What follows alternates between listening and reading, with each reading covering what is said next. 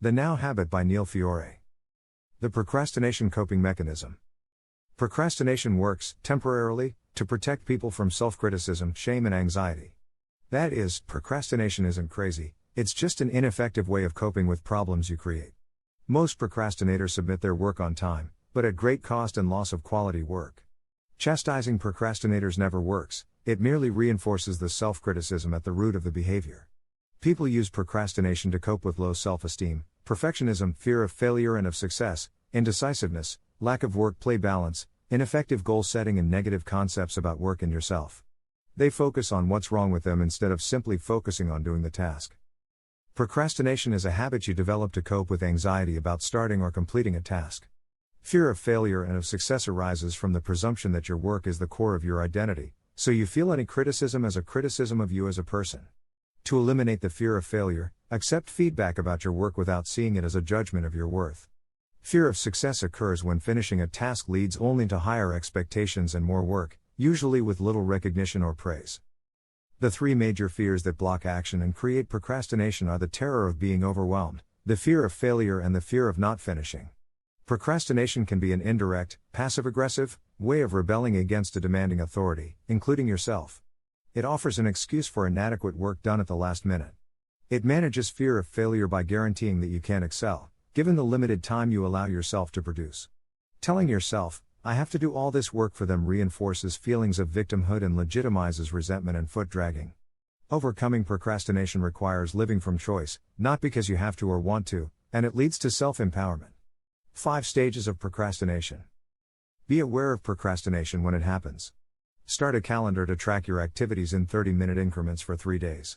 Operate as usual, including procrastinating-related activities. Noting them helps you understand what you do and when you do it.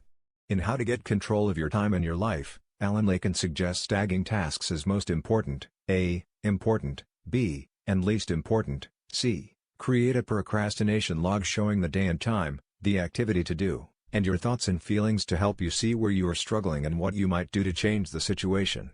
Procrastination and the associated anxiety operate in 5 stages. Recognizing them will help you detach from the cycle. You give a task or a goal the power to determine your worth and happiness. Your self-worth is separate from your work or performance. No job or ambition encompasses your value as a person. You are more than what you do or can't do.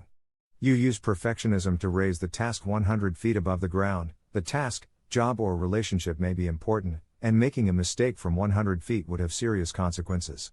To do your best, you need an emotional psychological safety net. Tell yourself, I won't make this the end of the world. Your worth is safe with me. You find yourself frozen with anxiety. When something matters greatly, your stress levels rise. That's normal, and you can redirect it toward performance in the present moment. Ask yourself, what can I do now? You then use procrastination to escape your dilemma. Instead of procrastinating your old, outdated coping strategy, practice shifting to safety and focus in 1 to 3 deep breaths. Exhaling tells your body and brain, it's safe to exhale and shut off stress hormones and release energy to perform like a champion athlete. You use a real threat, such as a deadline, to release yourself from perfectionism and to act as a motivator. Never say, I work best at the last minute. That's because you no longer have to be perfect. Just do what you can without worrying about criticism, and you have the perfect excuse, I did it at the last minute. Break the cycle by starting early, even 5 minutes, to get a fear procrastination inoculation shot. Break through inertia, get your brain working for you on just doing the task. By recording time worked, you see your progress rather than your failure to meet an unrealistic schedule. Throughout the costly anxiety cycle, procrastination is a temporary solution to help you avoid something you see as a threat to your worth. But you set up the equation, or accepted it from society and your conditioning. To break this cycle, notice when you start to avoid starting a task. Practice facing your fears for a brief period, 5 to 10 minutes. You are not telling yourself, I have to finish all this work, do it perfectly and suffer with no fun in my life. You are just starting. Forget about finishing, focus on starting. The last time you start, you'll have finished. The procrastinator's core issues are the same ones that motivate workaholics and lead to similar problems. Neither takes time away because unfinished work is always on their mind. They believe that life only happens when all their work is done. They suffer high levels of stress and find it hard to enjoy their lives. Changing your patterns and your perspective. You have the power to make choices. Shift away from I have to statements. Embrace I choose or I decide or I will statements which give clear, unambivalent directions to your brain and body. Commit to scheduled play, socializing, and exercise. Unconsciously, you'll be less resentful of work and even start to go earlier to the fun activities you've scheduled. Set limits when accepting assignments. You can say, "I'd be glad to work when I finish these other priorities." Or, "Yes, thank you for your confidence in me. Please let me know what I can delegate in order to make this new task a high priority." In other words, when you can't say no, you can always say yes, and a failure wants a guarantee before starting a project that everything will go perfectly, without any problems. A successful person is willing to take reasonable risks. As you set boundaries, you will be eliminating the trap of victimhood and resentment that often leads to procrastination.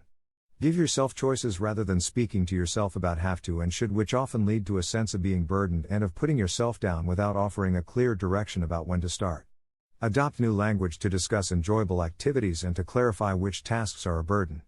Learn to say no rather than feeling resentful or anxious when accepting assignments you think you should take, which only reinforces the self-criticism at the root of procrastination. Use no assertively and non-defensively. For example, "No, I'll need time to think about that." Use 5 strategies to change your perspective. Say "I choose to" instead of "I have to." You don't have to want to. You can choose the consequences of starting or the consequences of procrastinating. Switch from focusing on finishing your assignments to thinking about when to start. Ask yourself, what can I do now that will make this easier for my future self? Identify the small steps of a larger project. Don't obsess about a huge, demanding project. Break it down into steps you can manage. Focus on your human abilities rather than perfectionist expectations. Compassion for doing your best work is more helpful than self-criticism about your inadequacies. Accept that you need time to be alone, exercise, and enjoy your family and friends. Common blocks to action. Procrastination lets you avoid work you dislike, but most people rarely enjoy the associated anxiety. Punishment isn't motivational, so pushing yourself to work all the time is ineffective. Encourage yourself by having a reward or event to look forward to after the task. Successful people realize the value of time away from work. Recreation is a chance to feel recreated, to re-energize yourself and be ready for the serious work. Some of the most essential and complex learning and work we ever do is achieved while playing. Perfectionist's fear of criticism leads to a lack of self-assurance, which makes accomplishing anything difficult. Your ego derails you. Confidence comes from recognizing your situation, assessing your options and pursuing them productively. Ask if you have other choices. Consider the worst possible outcome. Reflect on what you would do in that situation and how to decrease its severity. Find things you can do now to feel safer. Identify steps that allow you to start working. Pinpoint the specific activities that will help you meet your goal.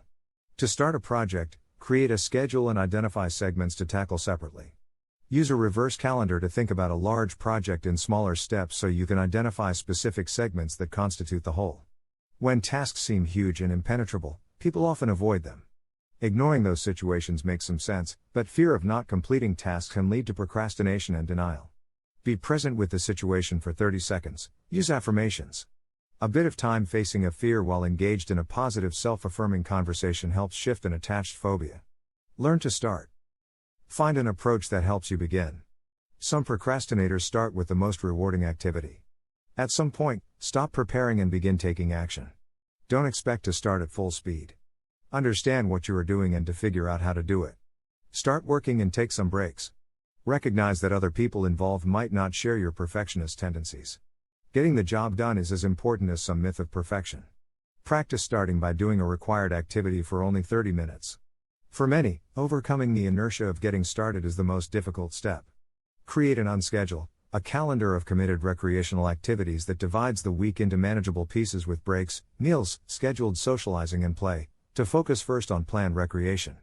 This provides a record of your productive, uninterrupted, dedicated work time, a pre-scheduled commitment to guilt-free time for recreation, plus a realistic look at the actual time available for work. The unschedule shows you how little time you have after you exercise, commute, date, sleep and perform other life activities.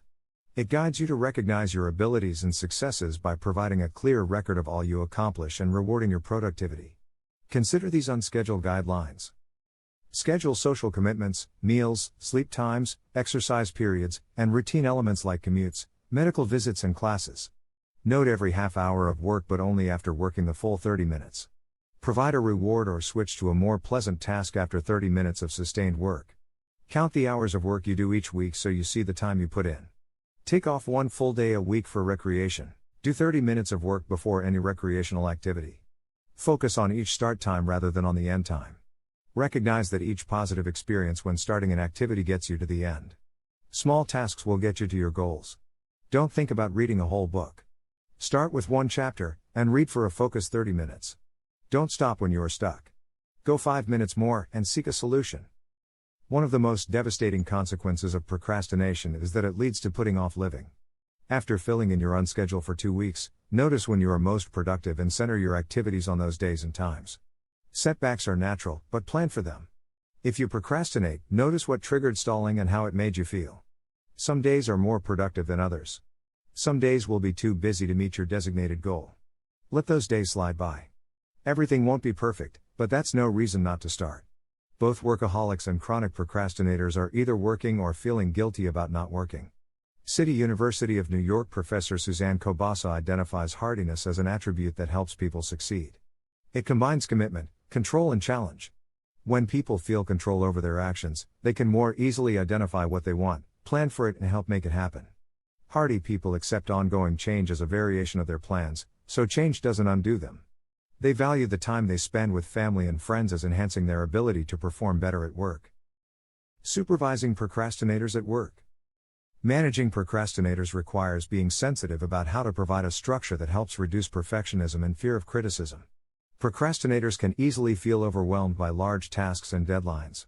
Establish start lines and request rough drafts to ensure your employee is focused on the task rather than ego-defensive extra work. Provide frequent praise for all steps in the right direction and specific steps for improvement when work is below par.